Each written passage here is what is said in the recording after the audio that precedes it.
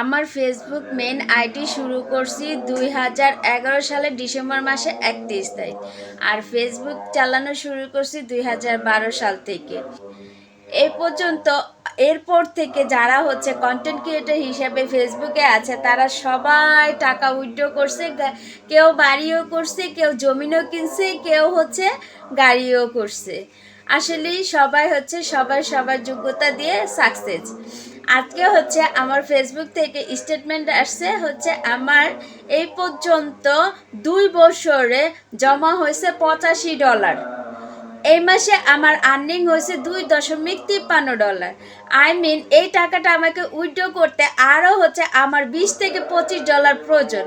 তাহলে এক মাসে যদি আমি আর্নিং করি হচ্ছে $2, তাহলে এই $25 আর্নিং করতে আমার কতদিন লাগবে?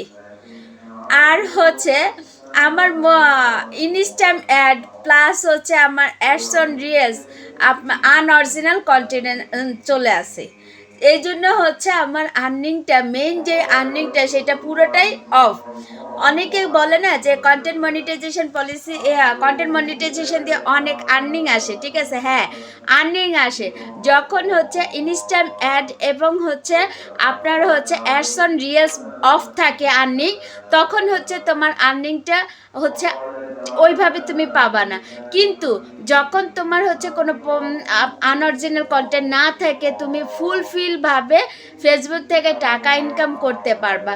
এটাই সত্য, এটাই বাস্তব, ঠিক আছে। আমি জানি না আমাকে আর কতদিন ফেসবুকে এইভাবে হচ্ছে ধৈর্য ধরতে হবে আমাকে হচ্ছে প্রথম টাকাটা উইথড্র করতে। যেহেতু এই মাসে মাত্র আমি পাইলাম $2.53, আগামী আরও কত মাস আমাকে ওয়েট করতে হবে আরও $25 ইনকাম করতে। আচ্ছা, সবাই ভালো আছেন, ভালো থাকেন। আল্লাহ হাফেজ, আসসালামু আলাইকুম।